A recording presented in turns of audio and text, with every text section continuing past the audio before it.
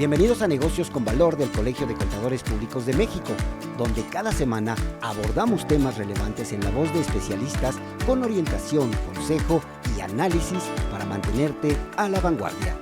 Yo soy Adrián Díaz. Comenzamos. Bienvenido a Negocios con Valor, el podcast del Colegio de Contadores Públicos de México. Mi nombre es Adrián Díaz y hoy te tengo un tema sumamente importante para ti y para tu día a día.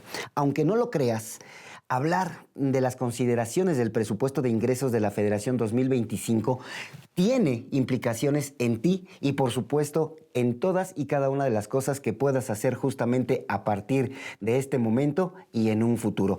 Tengo invitados de lujo y, por supuesto, expertos en el tema. Le doy la bienvenida al doctor Nicolás Domínguez García, integrante de la Comisión Técnica de Contabilidad y Auditoría Gubernamental del Colegio de Contadores Públicos de México. El doctor tiene experiencia en certificado en Contabilidad y Auditoría Gubernamental y en Finanzas y cuenta también con experiencia como conferencista en este tema. También le doy la bienvenida, por supuesto, al maestro Luis Armando Carranza Camarena. Él es integrante de la Comisión Técnica de Contabilidad y Auditoría Gubernamental del Colegio de Contadores Públicos de México y también es profesional de la contaduría, de la auditoría y de la administración y planeación estratégica e impuestos, tanto en el sector público como en el privado.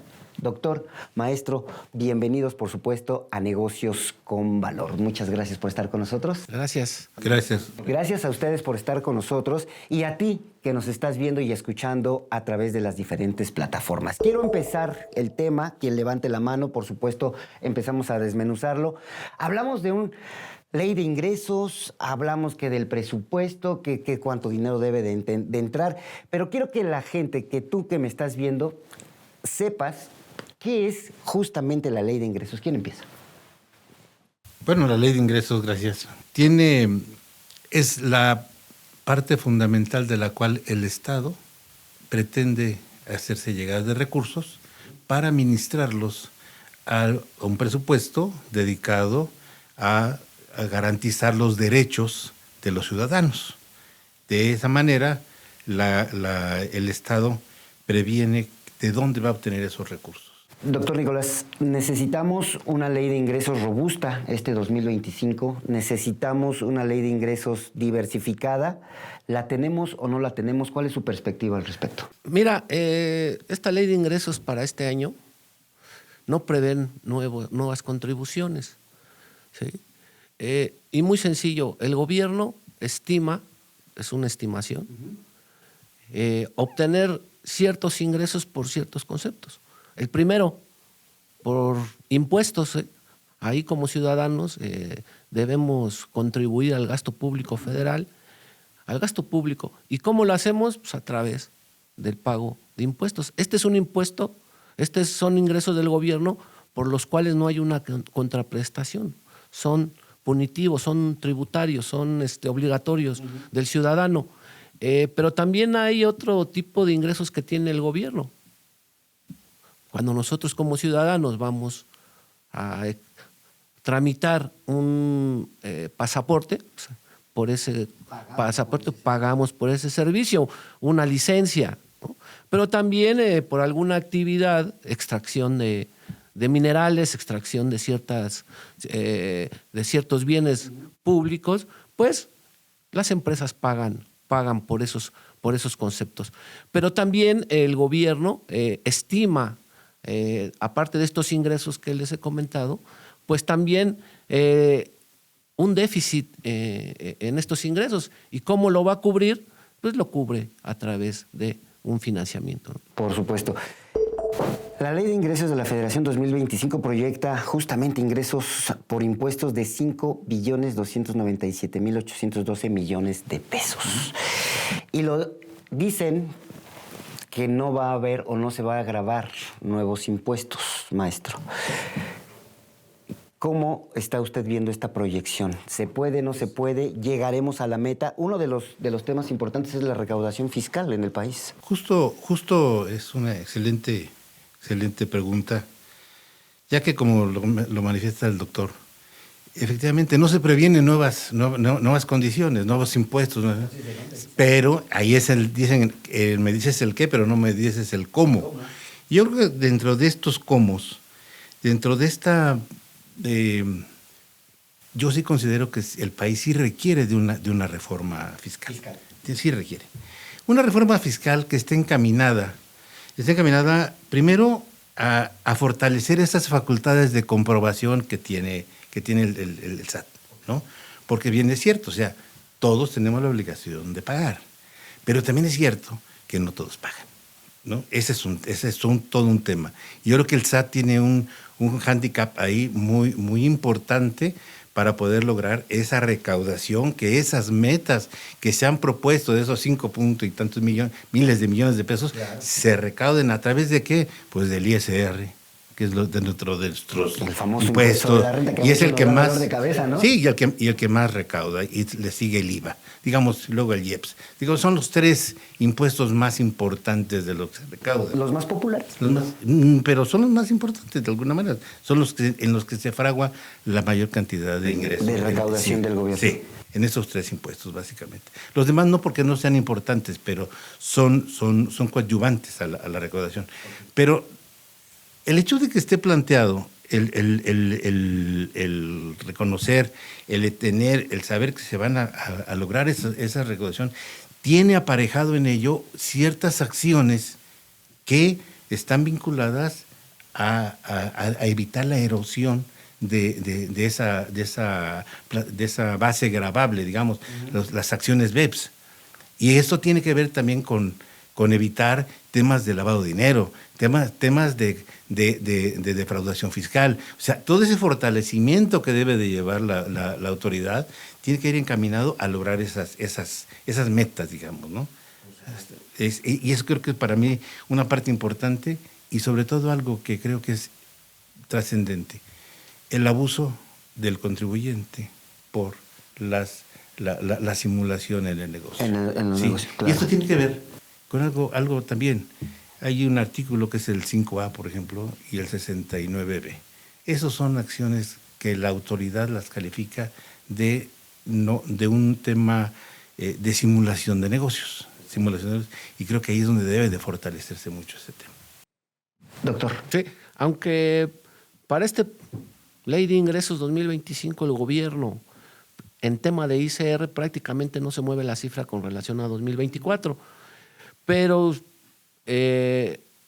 ustedes lo han escuchado en medios de comunicación que el gobierno prevé, y ya lo aprobó el Congreso, gravar a esas empresas Temu, Shein y principalmente Amazon, que introducen mercancías al país y por las cuales no estaban pagando IVA. Entonces es un cambio relevante y un acierto del gobierno gravar esas actividades. Por ahí hay un incremento específicamente en el IVA de un 5 o 6% con relación al año anterior. Se incrementa en el tema del IVA una mayor recaudación. Un ejemplo, para 2025 prevé cerrar, o se aprobó 1.3 billones.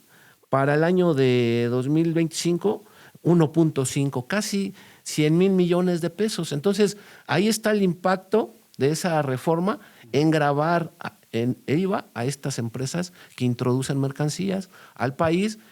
Y ellos decían, oye, pues es que yo no soy residente en el país, por eso es que no pago ese impuesto. Haces comercio en el país. Haces comercio. Entonces, ese es el impacto, creo yo, en esta ley de ingresos, gravar estas actividades de estas empresas, ¿no? Principalmente chinas. En el hecho de la reforma que menciona, maestro, ¿cómo podríamos ir manejando justamente este tema? Porque justo cuando hablamos de una reforma fiscal, parece que en el país siempre se encienden los focos de alerta, ¿no? Así de, nos van a poner más impuestos. ¿Cuál sería entonces la metodología que debemos de seguir los ciudadanos y por supuesto el gobierno para tener una reforma lo más cercana a la realidad que necesita el país? Yo creo que la principal es la información. O sea, si uno no tiene información, es imposible poder llevar a cabo acciones que prevengan riesgos en que no se materialice la recaudación. Okay.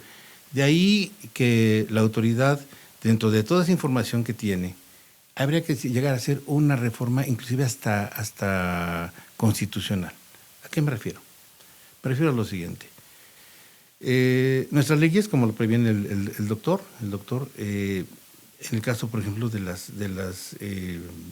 estas empresas que tienen plataformas, de las plataformas, pues no pagan impuesto a la renta. Y todo por un tema de residencia, aun cuando la fuente de riqueza está en nuestro país. ¿Y cuánto de ese dinero se va? ¿Sí? Y cuánto dinero de eso se va también a paraísos fiscales. ¿Sí? O sea, creo que se requiere una reforma de fondo en ese tema, porque ahí nada más por ese simple hecho de esas plataformas, y no porque esté en contra de ellas, por supuesto, no es el tema, estamos hablando de manera muy objetiva, es que el país deja de percibir una gran cantidad de recursos, ¿no? Entonces, esa es una. La otra, sí, el fortalecimiento que comentaba yo hace un momento, sin dando las garantías, por supuesto, al contribuyente en materia de materialidad de actos. Okay. Materialidad de actos, 69B sobre todo, ¿no?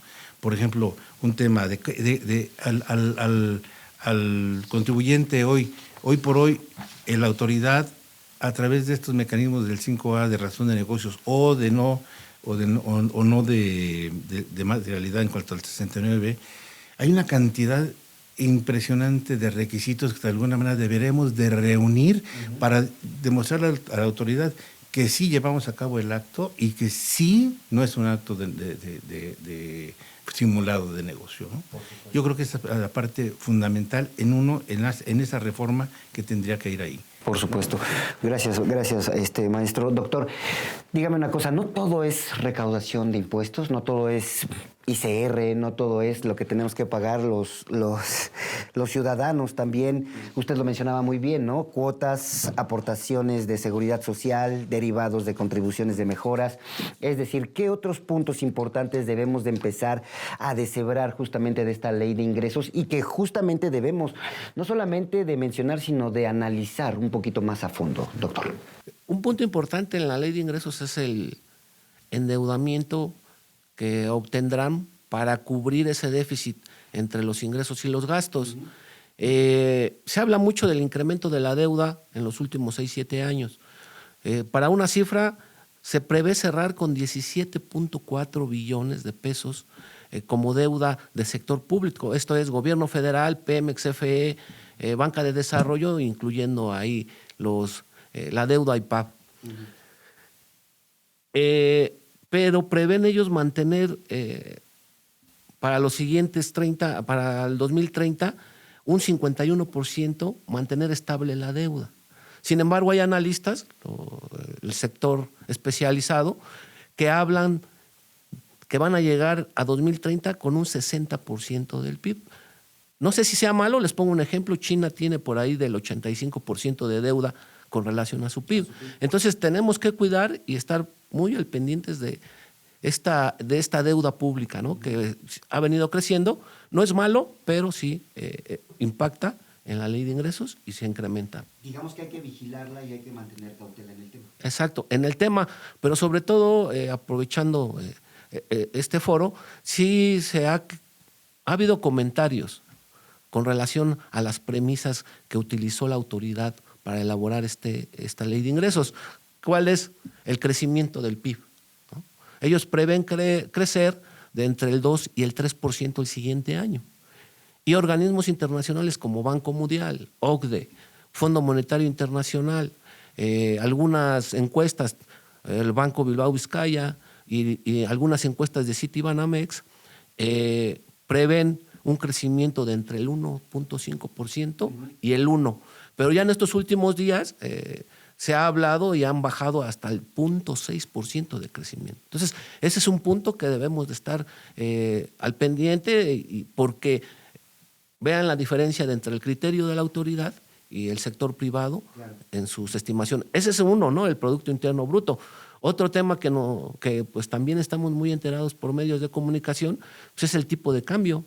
El tipo de cambio precio-dólar está arriba del 20%. Hoy llegó hasta 20.5%. Y la autoridad, para elaborar esta ley de ingresos, está estimando que va a estar en 18.5%. Dicen que es una estimación muy desapegada a la realidad. Entonces, ha sido esa la crítica, ¿no? Entonces, esos dos puntos, como el PIB y el tipo de cambio, hay desacuerdo, ¿no?, entre la autoridad y el sector privado. Pero un punto también muy, muy relevante es el precio de la mezcla mexicana de petróleo. Claro, que también tiene que ver porque al final Con es eso, una economía petrolizada, ¿no? y con eso estimas algunos conceptos de la ley de ingresos, principalmente los ingresos de Pemex. Ellos están previendo en promedio para 2025 57.8% el barril de petróleo de la mezcla mexicana. Y ahorita ese precio está en $70. Entonces vean la diferencia para estimar un precio entre elaborar el presupuesto y el mercado. ¿Cuánto está pagándose ahorita por la mezcla mexicana? Arriba de $70 el precio. Con estas cifras, maestro Armando, me gustaría justamente empezar al análisis. Entonces es una ley de ingresos de la Federación muy prudente, es una ley de ingresos, digamos, no tan agresiva como lo habíamos visto en algunas otras administraciones o pudimos haber visto en otras administraciones. ¿Cómo califica entonces esta ley de ingresos? Bueno, de entrada, tocante al punto justamente de Pemex, pues está muy vinculado a la calificación de las finanzas públicas, ¿no? Claro. Creo que debemos de ponerle cierta atención a este dato de lo que acaba de mencionar el doctor en cuanto al precio del barril y, no menos importante, a la producción que se estima, porque si vemos cómo ha sido la evolución de Pemex hasta en 2015, por ejemplo, eran 2.260 o 2.600 barriles por día, o sea, son 1.800 y cacho, o sea, 19, una cosa así. O sea, de entrada vamos a producir menos. La tendencia siempre ha sido hacia la baja, ¿no?, en la producción del petróleo diario. Pero la tendencia en el precio también va para abajo. Por supuesto. ¿Sí? Y la tendencia en la deuda también va para arriba. O sea, las aportaciones que se hacen federales es para aliviar esa deuda que genera Pemex. Ahora, creo que es importante este análisis de ese apoyo al bienestar, ahora que le llamaron el derecho al pago al bienestar, ¿no? Donde se eliminan de alguna manera tres puntos y se van a uno solo. Pero ¿qué va a suceder con esos 266 mil millones de dólares que se supone que va a recaudar Pemex a través de estas políticas? El 75% se pretende que se quede con ello. Y el 25% se va a la recaudación de los ingresos no petroleros. Entonces, ¿qué es lo que se pretende hacer con ello? Darle un aire mayor a las finanzas de Pemex, lo cual no me parece que sea erróneo. Yo creo que es adecuado. Yo creo que es adecuado. Desde mi punto de vista es adecuado. ¿Por qué? Porque finalmente Pemex es lo que ha sido. Ha sido el principal de los principales aportadores al recurso federal, ¿no? Ahorita, ¿qué es lo que se está haciendo? Bueno, que se financie. Y está demostrado, 2019-2020 no se le dieron aportaciones a Pemex y sin embargo su déficit fue prácticamente mínimo. Pero la producción sigue bajando, maestro. Sí, pero sigue bajando, pero también ahí con esa aportación que se le está dando para que no quitarle todos los ingresos, el Estado no le quite prácticamente todos los ingresos, le deja para que pueda seguir creciendo ¿en qué? En infraestructura. Ese es el análisis que yo desprendo. ¿Coincide con esto, doctor? Un ejemplo más es la producción de barriles en 2024 era de 1.877.000. Para este año se prevé 1.891, 20 millones de barriles. Entonces, coincido ahí en ese sentido, nada más evaluar este dato importante. Y yo creo que es una ley de ingresos prudente. La actual administración. Yo solo recordarles que en Hacienda están los expertos en materia de finanzas públicas, Claro. y es una de las secretarías en donde no existe mucha rotación, ¿sí? A nivel director general para abajo hay hay equipos consolidados de muchos años, 20, 30 años, y que eso nos garantiza, yo en lo personal estoy tranquilo, nos garantiza que están siendo prudentes en la elaboración de esta ley de ingresos y también en la estimación de los gastos. Con esta ley, como la califican de prudentes, ¿ven algún riesgo económico entonces para México? Teniendo esta ley como la tenemos y como fue aprobada ya justamente en la comisión. Yo creo que el riesgo está en no conseguir las metas. Ese es el riesgo, ¿no? Yo igual coincido con lo que dice el doctor. La gente que comanda las finanzas en nuestro país son expertos. Nosotros estamos haciendo un comentario desde aquí, a veces hasta con nada más los datos que tenemos a la vista. Claro. Pero sí, prudente me parece bastante bien. Sí me parece prudente. Creo que hay que ponerle cierto cuidado mucho a la calificación en Moody's y todo este tema. Uh-huh. Sí creo que hay que hacerlo, pero dentro del espectro y las intenciones que tiene, me parece que podemos llegar a un buen puerto. ¿Algún riesgo que pueda detectar, doctor? Yo lo llamaría el efecto Trump, ¿sí?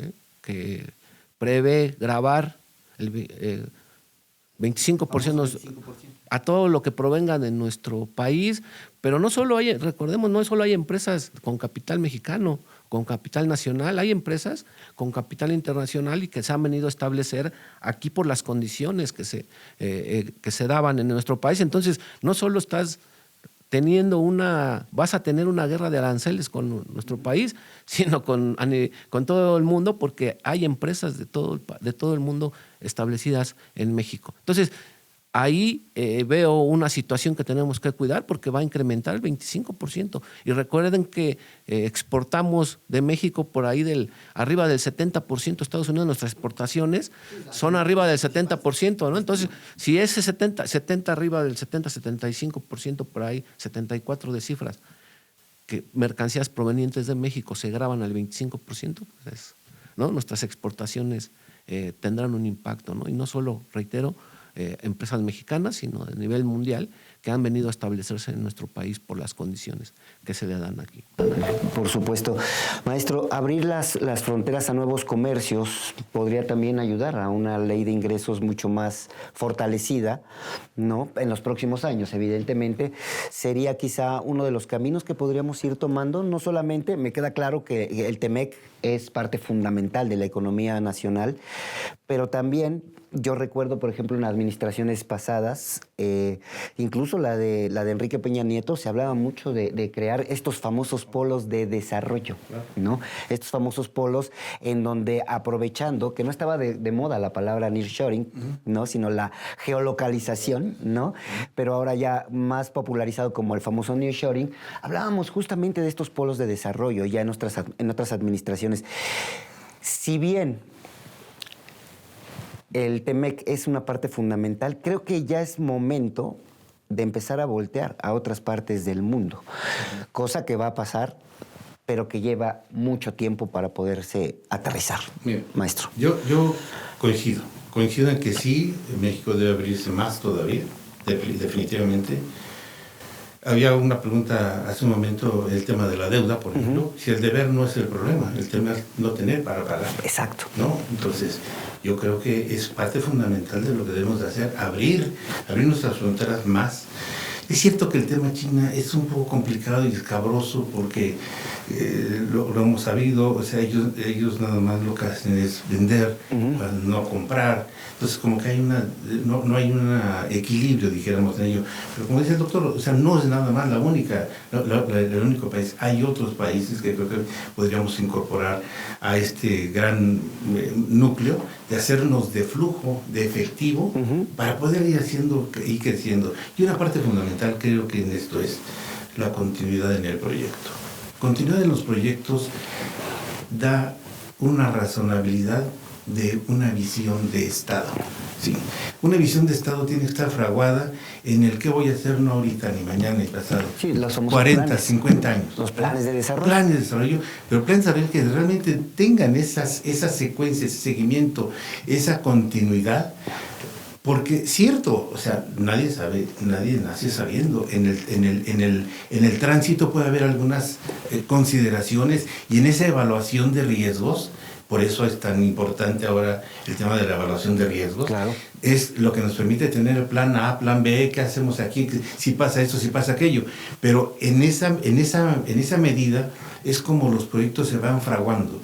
Y yo creo que independientemente, decían, la deuda, irla controlando, irla vigilando, por supuesto, pero yo soy de los que pienso que sí debo, pero tengo con qué pagar, ¿sí? Creo que sería... De ese punto podemos estar tranquilos. Yo siento que sí. Por supuesto. ¿Coincide, doctor? Sí, creo que la continuidad es base para pensar en un futuro. Creo que el cambio de administración ayudará, ¿no? Veo gente joven, veo gente pensando en inteligencia artificial, en sistemas, en un gobierno electrónico. Eso ya es un cambio importante, tanto las empresas, las familias, ¿no? Que la creación de una agencia digital, ¿no? Que eso es fundamental, ¿no?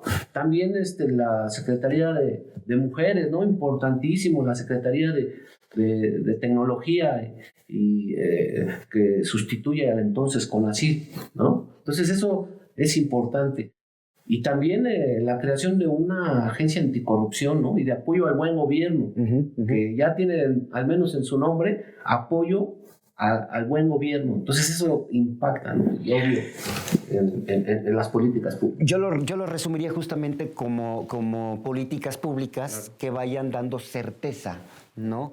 Y Estado de Derecho más sólido hacia las nuevas inversiones que puedan llegar en un futuro a nuestro país, y las que ya están, porque no hay que olvidar las que ya están, ¿no? Al final del día tenemos hubs de desarrollo importantes industriales, no solamente en el norte, sino en el sur. Ya empieza a pintar un poquito, que es una zona, digamos que de las más marginadas del país, pero hay hubs importantes industriales en este país. Yo empezaría a resumir y a concluir, si me permiten, doctor maestro, esta participación de ustedes con algún punto perfectible que se le tenga que hacer a la ley de ingresos para los próximos años. Bueno, yo lo comenté al principio, creo que una reforma fiscal es importante y de gran calado, que esa reforma fiscal también tenga sus propios candados para esa continuidad.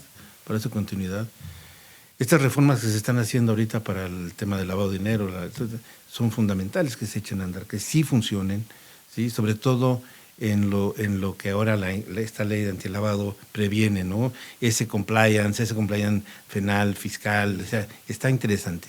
Sí, creo que ese sería, para mi gusto, la más importante, una reforma fiscal que no lesione, por supuesto, que no lesione al ciudadano, pero que sí le permita tener una simplicidad, digamos, en materia del pago del impuesto, y que se fomente de alguna forma. Lo decía el doctor, todos estamos obligados, artículo 34, o sea, tenemos que pagar, sí, todos, pero desde una educación inclusive, fíjese, desde una educación ya ahorita a los niños jóvenes que empiezan a entender desde el civismo la forma de contribuir al Estado. La importancia que tienen los ingresos. Sí, y lo que también comentaba el doctor, el tema de corrupción. Si nos empezamos a educar desde ahorita, a educar en eso, en 20 años vamos a tener jóvenes que ya se van a hacer cargo también de las finanzas públicas con una ideología diferente. Y yo por ahí caminaría, por ahí lo transitaría. Yo sé que a lo mejor no es tema de la ley de ingresos, pero sí, porque habría que dejarle una gran cantidad, y que creo que lo ha hecho nuestra presidenta, de darle un poco más de impulso al tema educativo. Pero si lo visualizamos en ese sentido, siento que por ahí podríamos transitar a un México en 20 años mucho mejor. Interesante, y seguramente, como tú ya lo sabes, estaremos hablando de estos temas en los próximos episodios. No me queda más que agradecerles de verdad sus puntos de vista, sus análisis, todas estas propuestas que han dejado sobre la mesa. Mi nombre es Adrián Díaz, yo les agradezco por haber visto y escuchado Negocios con Valor, el podcast del Colegio de Contadores Públicos de México. Por supuesto, nos vemos y nos escuchamos en el próximo episodio. Gracias. Gracias por escuchar Negocios con Valor del Colegio de Contadores Públicos de México. Si te gustó este episodio, dale like y suscríbete en YouTube y Spotify. Nos escuchamos la próxima semana.